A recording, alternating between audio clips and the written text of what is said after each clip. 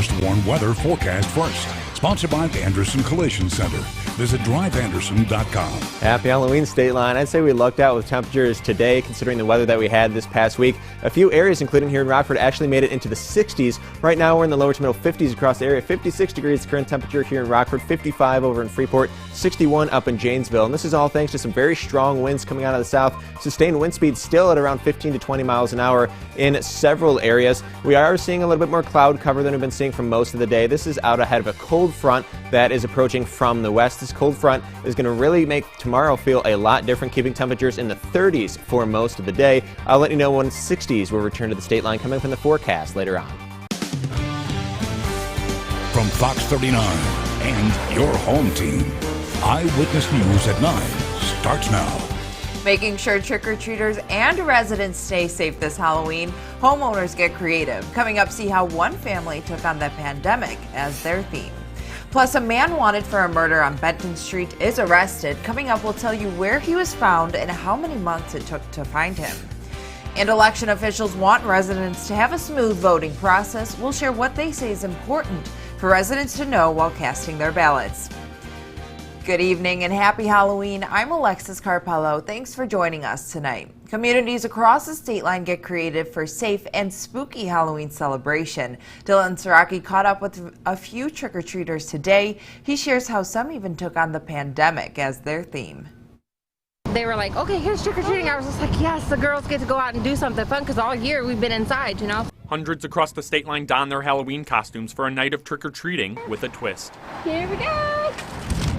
Oh, thank you! Families were encouraged to find ways to hand out candy while staying 6 feet apart because of the pandemic.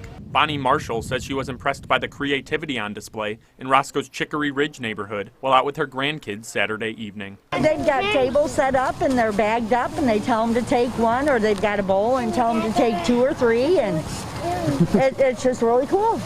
Marshall says trick-or-treating is one of her favorite traditions. She's glad so many local families work to keep up the Halloween spirit. It's exciting for me, and I'm an adult, because I've done this with every one of my grandkids. This is my thing, taking them trick-or-treating, because Grandma has a good time too. One Rockford family putting in some extra effort in an attempt to make this Halloween a night to remember for neighborhood kids. In this time with, the schools, hybrid, full remote, and everything that the kids have gone through in everyday life, and everybody, there's so many things going on that we wanted to bring some kind of normalcy, but still be within the means of the health department and certain social distancing. Serena Womack transformed her house into the Outbreak Rehab Center, complete with a candy chute and hand sanitizing stations. Family and friends even dressing up as doctors and nurses to ensure trick-or-treaters stay safe. We're going to have the masks, we're going to have the face shields. It's even making it safer for the kids, but yeah, it definitely coincides with what's going on in the world right now, and but we're trying to make fun with it. Reporting for your home team, I'm Dylan Saraki. More Halloween festivities happening around town. Residents in Rockton participate in a rock hunt. While safely trick-or-treating, kids were dressed up in their Halloween costumes and then went searching on Main Street for the rocks. Those who found the rocks could win prizes from local businesses. Attendees there said the socially distanced festivities helped them enjoy the day. There were still people out, the shops open and handing out candy and stuff too, and there were some cool decorations up, so it was pretty nice. This event was hosted by State Line Kids. A man wanted since May for a murder in Rockford is arrested. Darrell Lyles was in Rock Island at the time of his arrest. Officers say they found him Thursday. Police say Lyles shot and killed 39-year-old Clifton Totten. It happened May 4th on Benton Street. Totten was shot multiple times. Friends took him to the hospital where he later died. Lyles faces first-degree murder charges. A man tragically dies from a rollover tractor accident earlier today. It happened in Milton over Otter Creek near Highway N around 1:10 this afternoon. Rock County sheriffs went to the scene. They say the man was trying to drive a tractor, pulling a corn picker over the creek. The equipment started to fall off the bridge, so the man called for his son. Then he began reversing. Part of the bridge collapsed. The tractor rolled over, pinning the man against a tree. Investigators say no foul play is suspected. Illinois health officials report a record-breaking number of confirmed COVID-19 cases for the third day in a row. Nearly 8,000 cases are recorded today. That's the highest amount since the pandemic began. 46 people battling the virus have passed away. That includes 4 residents in the state line, 3 males and 1 female. All were 60 years or older. There are over 410,000 cases statewide. More than 9,700 people have lost their life to the virus. From Friday night, over 3,000 Illinois residents are in the hospitals. 600 are in the ICU and 290 are on ventilators. The 7-day average for the state sits at 9%. That's up 0.5% from Friday. Region 1's positivity rate reaches 13.6%. That's the highest it's ever been. Breaking it down by county, from yesterday, Stevenson County jumps up almost 3% with a positivity rate of 19.3%. Boone County positivity is right behind Stevenson County with 19%.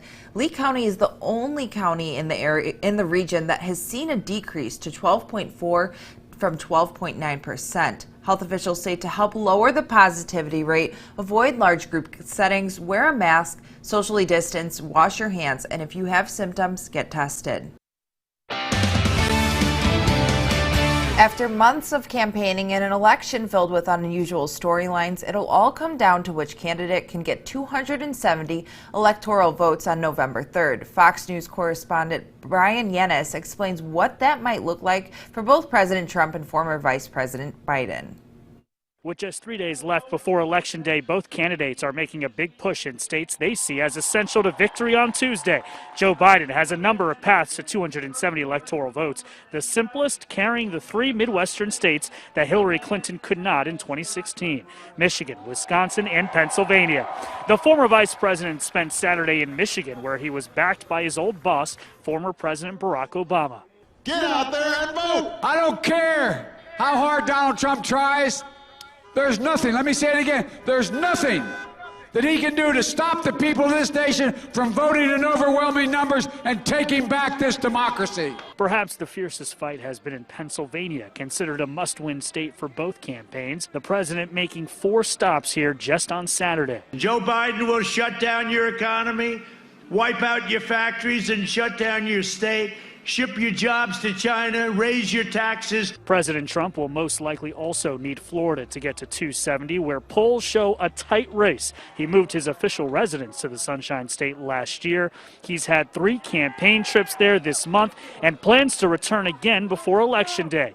On the Democrats' wish list, some potential long-shot victories like Texas.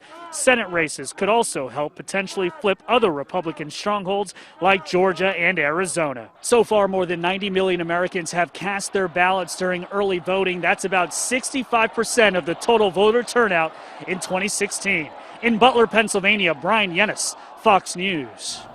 Local election officials say knowing who you vote for isn't the only thing to remember while casting your ballot. To make sure your vote is valid, the Winnebago County Clerk shares her most commonly asked questions, starting with the importance of following the ballot's instructions. Don't box or put an X through the circle on your ballot. Make sure to carefully fill in the entire circle, reflecting which candidate you choose. She adds to make sure you don't overvote. Everyone gets 1 vote per candidate. If you mark more, you will invalidate that vote. However, the clerk says you don't have to cast a vote for everything. That's the concern of a lot of voters, is that they don't fill out everything.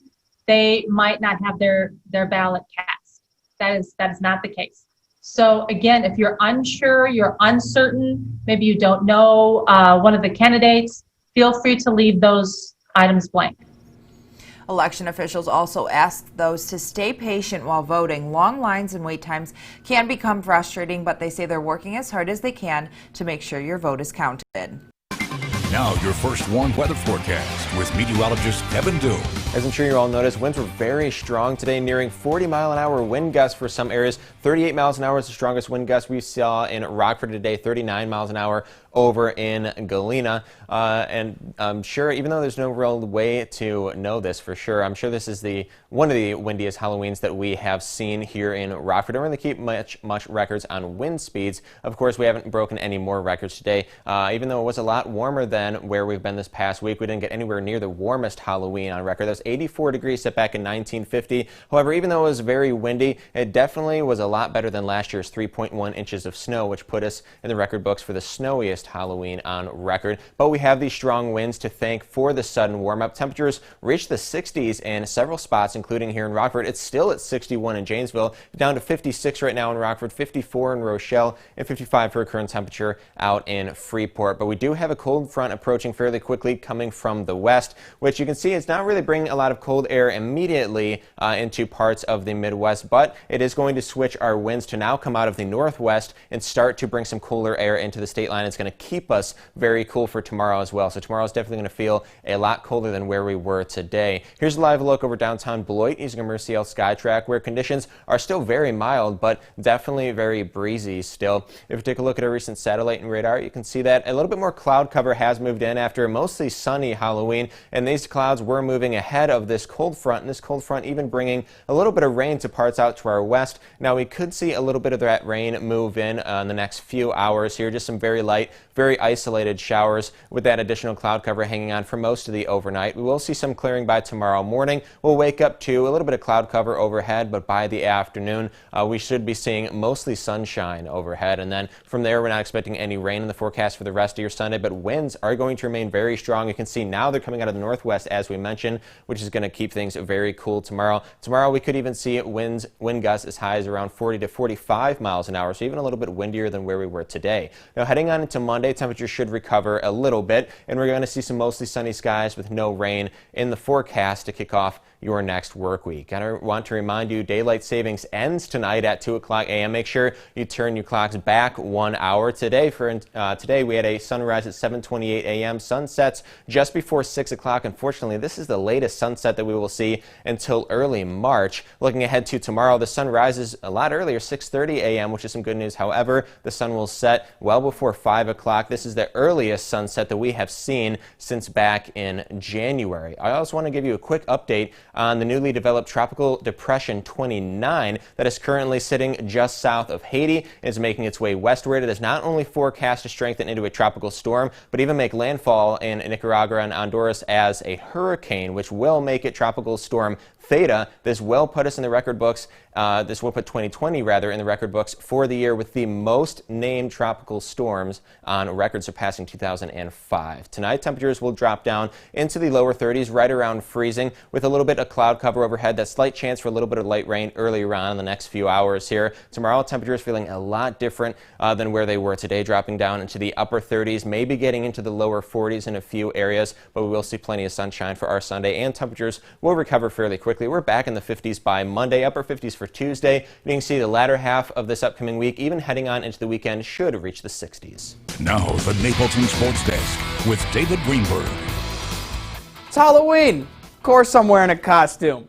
Anyways, it was the final week for fall high school sports in the state of Illinois today as cross-country sectionals wrapped up this afternoon. Our first meet was out at the LaGrange sectional. There was plenty of talent from teams of all areas on hand for this 3A meet. One of those big-name runners was Guilford sophomore Michelle Gasman. A couple weeks ago, she was the NIC 10 individual champ, and last week took first place in a come-from-behind victory at regionals. But this week, the competition really ramped up, and Gasman wasn't able to catch up to those in the front. She finished with a time of 18 minutes, 35 seconds. A little bit behind her was a pair of Hononegah runners. The Indians took home 11th place at the meet. Gasman was happy to get another year of sectional experience under her belt.